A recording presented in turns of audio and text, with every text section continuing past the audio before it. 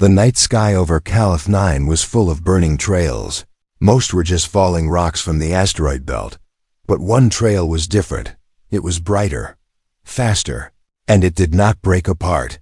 The miners stopped their work to watch. It fell toward the desert outside the main colony. Then came a deep boom that shook the ground. When the dust cleared, the Calathians saw a strange ship. Its metal skin was burned and broken. From the open hatch, a human stumbled out. He was tall for their standards, with pale skin and tired eyes.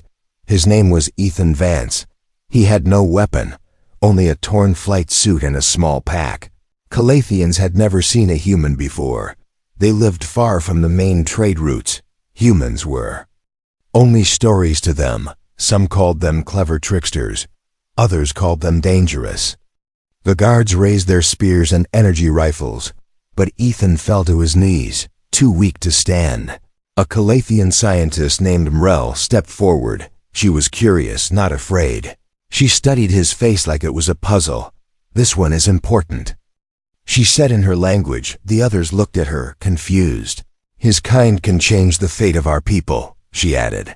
They carried Ethan to the colony's medical chamber. Strange machines scanned his body. His heartbeat was strong, but his blood showed something unusual. Days passed, and Ethan slowly recovered. He asked where he was.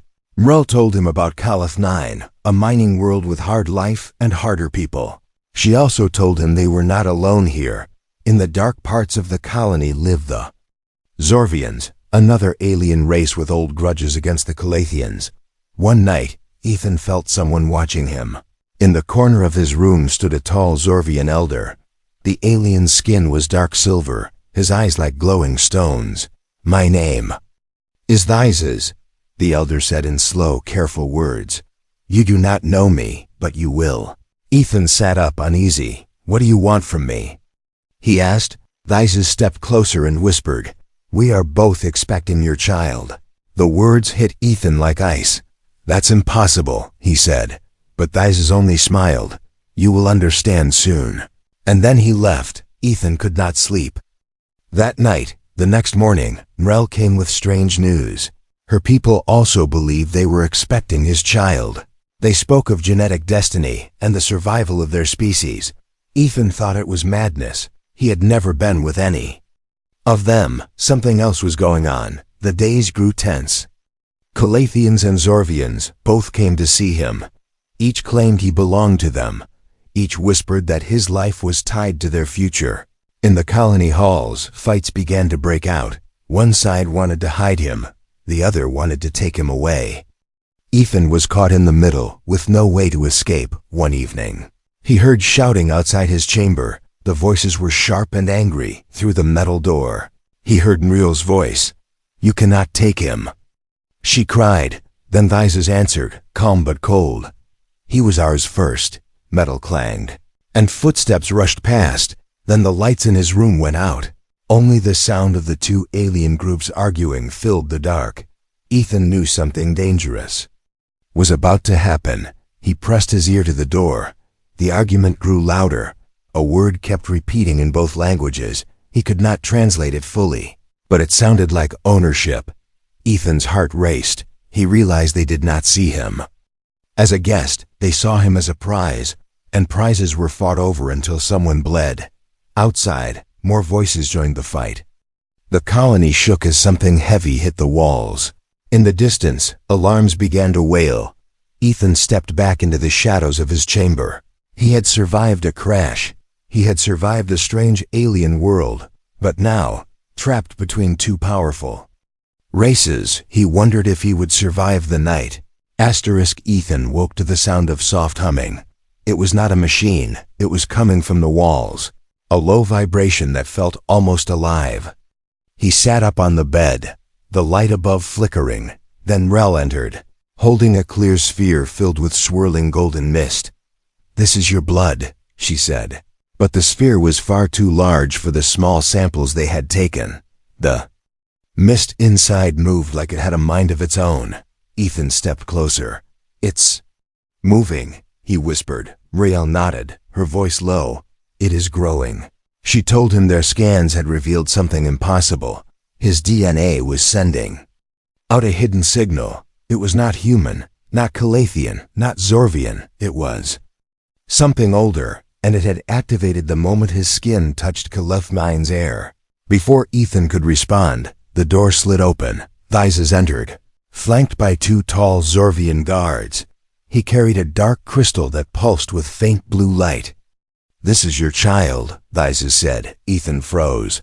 "That's not a child, it's a rock," he said. But Thyses shook his head. "This crystal holds life, life that carries your blood." Morel hissed in anger. "He lies. His people stole genetic data from you when you arrived." Thyses only smiled. "We did not steal, we received what was freely given." Ethan felt his stomach twist. He remembered the moment Thyses had first approached him in the dark. The strange warmth on his skin, the faint static in the air. Had that been when they took something from him? Muriel placed her sphere and Tice's crystal side by side. The mist and the light began to swirl toward each other. They pulsed in the same rhythm as Ethan's heartbeat. Both aliens stared at him. "You are the bridge," Muriel said. "The link between our dying generations," Thyses added. Ethan backed away. "I didn't agree to this." "I'm not." The floor shook violently, cutting him off. A distant explosion rattled the walls. Sirens blared. A young Calathian guard burst in. "The Zorvians are advancing on the east gates." Thyses turned sharply. "That is a lie. Your people started this fight." Muriel glared at him. Ethan saw fear in both their faces.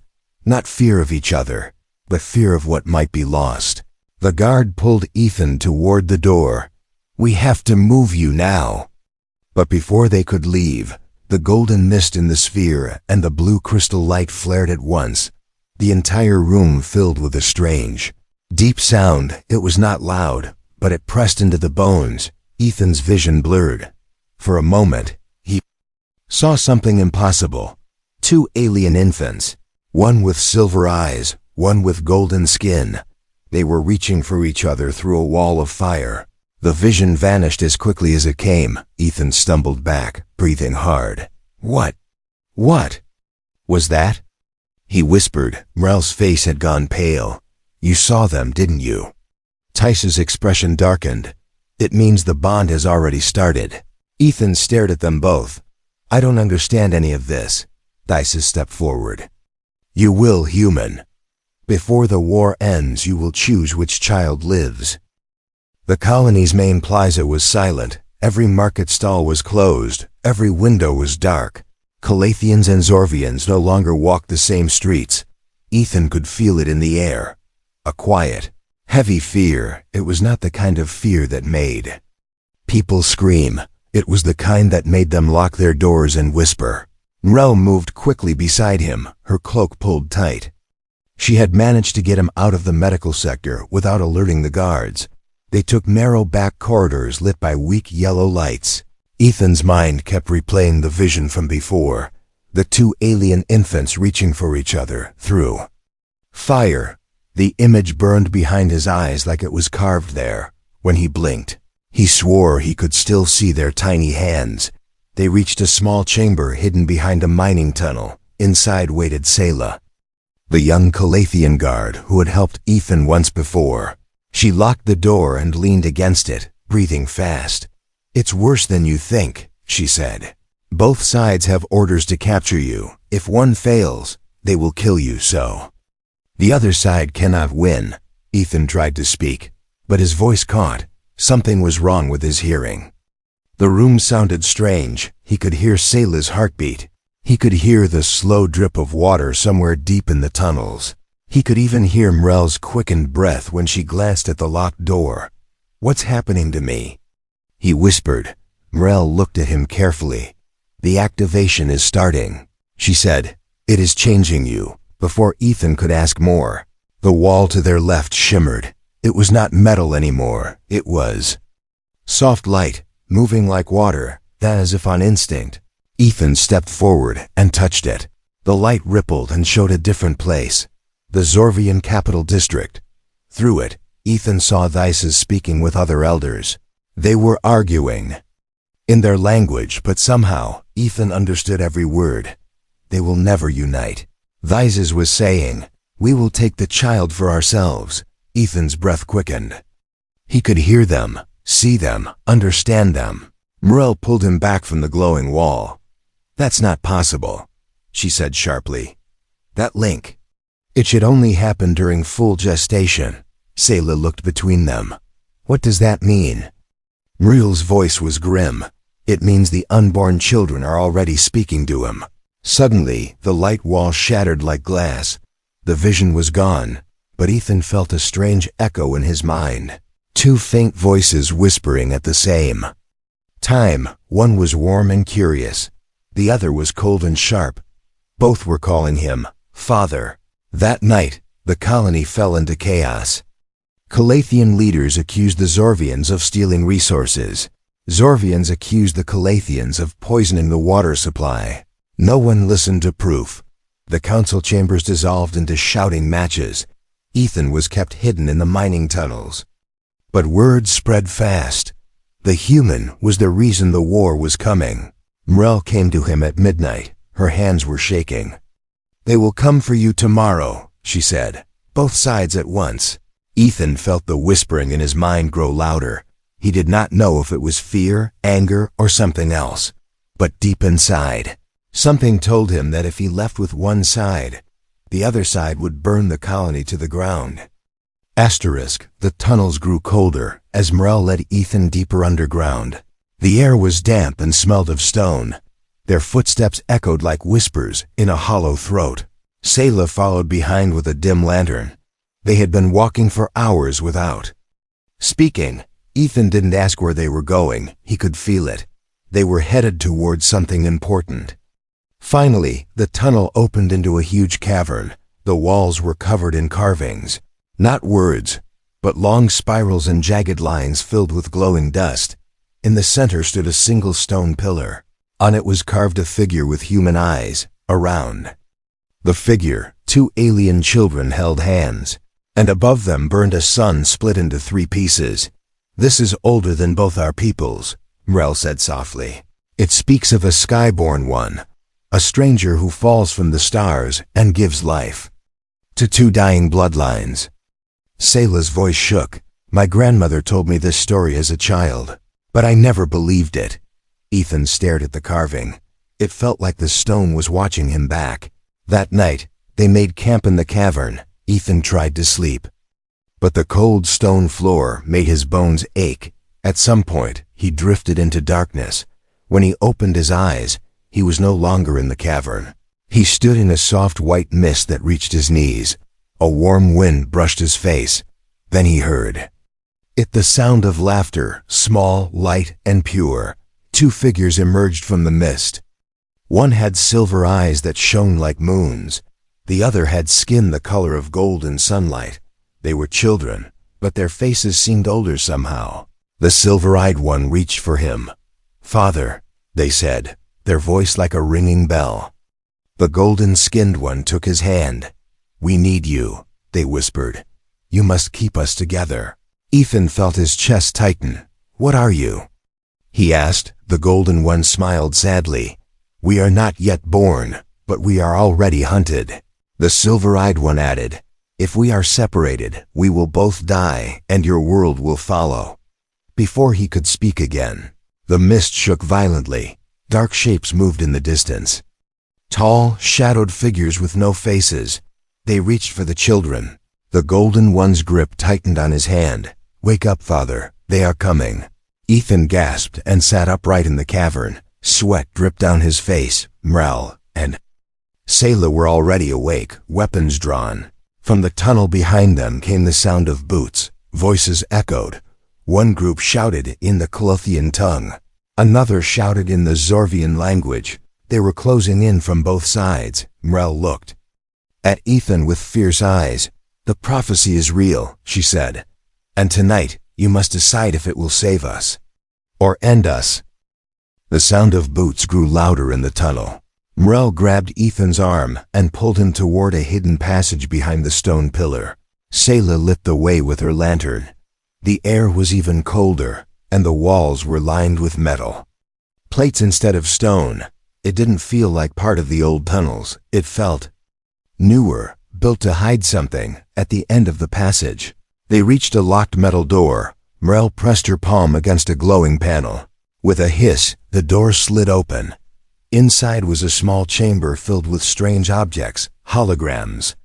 Flickered on the walls, maps, DNA charts, and old photographs. Ethan froze. One of the photographs showed a man in a torn flight suit. A man who looked almost exactly like him.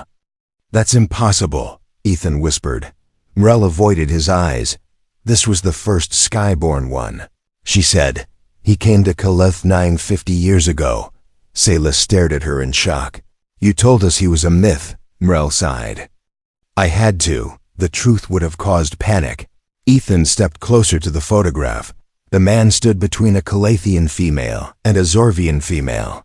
In the background were two cradles. "What happened to him?" Ethan asked. Mrel's voice lowered. "He chose one side. The other side hunted him. The war destroyed both children before they could unite our peoples." Ethan felt anger rise in his chest. "You knew this could happen to me, and you brought me here anyway." Mrel didn't answer. Her silence was enough. Suddenly, a sharp sound echoed in the chamber, a click. Ethan turned to see Sayla pointing her energy rifle at Mrel. "I'm sorry, Ethan," Sayla said. "She's been lying to you since the day you arrived. Mrel was the one who sent the signal that pulled your ship off course." Ethan's heart pounded. He looked at Mrel. Her eyes were calm. "Yes," she said. "I did it. Because without you, both our species will die." Before Ethan could respond, the wall behind them exploded inward. Zorvian soldiers stormed in, weapons raised. Thyses stepped through the smoke. His voice was cold. "The time for choosing is over, human. Now you belong to us." The Zorvian soldiers surrounded Ethan. Their weapons hummed with a cold blue light. Mrel and Sayla were forced to their knees. Thyses gave a short command in his language. The soldiers moved to take Ethan away. But before they could reach him, the ground shook, not from footsteps, not from explosions. It was a slow, deep rumble, like the planet itself was breathing. The air in the chamber became heavy. The lanterns flickered. Then, from the shadows of the broken wall, another figure appeared. It was not Calathian. It was not Zorvian. Its body was tall and thin, covered in black chitin that reflected no light. Its face had no mouth, only a smooth silver mask in its hands. It carried a staff made of twisted metal. When it spoke, the sound did not come from its face. It came from inside Ethan's head. "You are the second," the voice said. Ethan's chest tightened. The silver mask turned toward Thyses. "Your war was not your idea," the voice continued. "And you, Calathian scientist, your prophecy was given to you by us." Mrela's eyes widened. You're from the Veil Syndicate," she whispered. The figure tilted its head. "We have many names, but our purpose is the same. We keep worlds apart so they can never rise against us." Ethan felt a sharp pain in his temples. Images flashed. In his mind, the first human, trapped in chains, 2 cradles burning, black ships leaving a dead world behind. The Syndicate had been here before. They had caused the first failure, and now they wanted to do it again.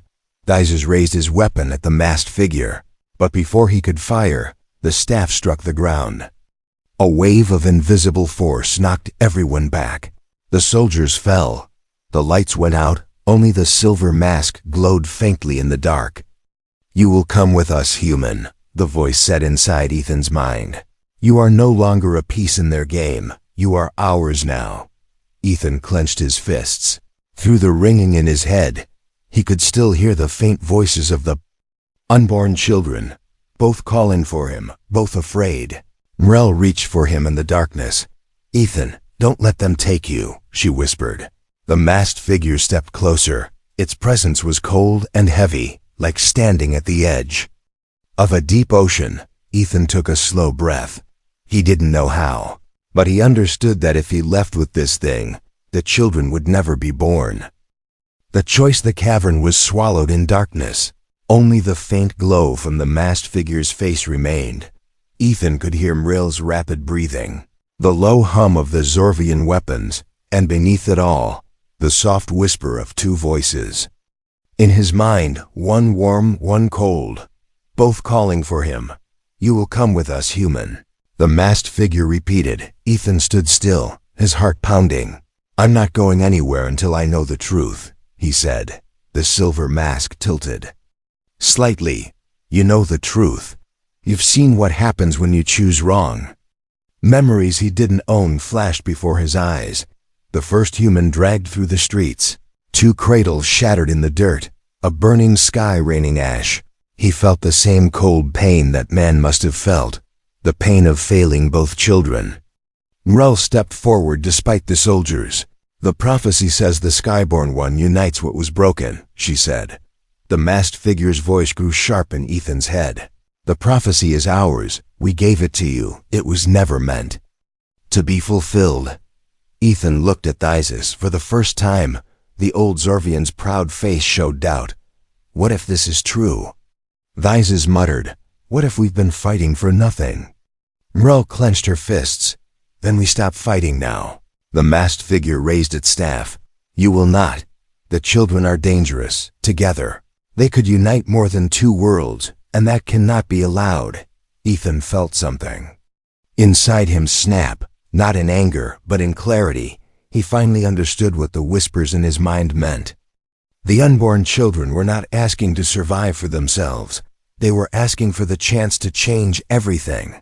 The cavern walls began to shimmer like the vision wall from before. Light spread across the stone. Ethan saw 2 paths. One, where he took the masked figure's hand and the children vanished, and one where the children stood together. But in that path, he was gone. The voices grew louder. "Stay with us." The warm one begged. "Let us live," the cold one demanded. Ethan closed his eyes. He thought of Earth, of the stars he'd crossed to get here, of the prophecy carved into stone, and of the first Skyborn One who had failed. When he opened his eyes, he looked at Mrill and Thysis. "You can't do this alone. You need both of them," he said. "And they need me. But I can't be here when they grow." The masked figure seemed to hesitate. "You would give your life for them?" Ethan nodded. "Not just for them, for all of you."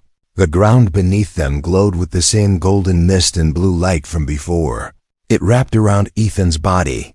He felt the pull, not painful, but deep, like the universe itself was taking him apart piece by piece. Mrill shouted his name. Thysis stepped forward. But the light pushed him back in the final moment before the light consumed him. Ethan saw the children one last time. They stood side by side, holding hands. The golden one whispered, "We will remember." The silver-eyed one added, "We will finish what you started." The light burst outward, shaking the cavern. When it faded, Ethan was gone. The masked figure was nowhere to be seen. In the silence, the soldiers lowered their weapons. Mrill and Thysis looked at each other, not as enemies, but as 2 people bound by the same loss. Years later, under the twin suns of Calaith 9, 2 young hybrids, one with silver eyes, one with golden skin, played together in the plaza. The war was over.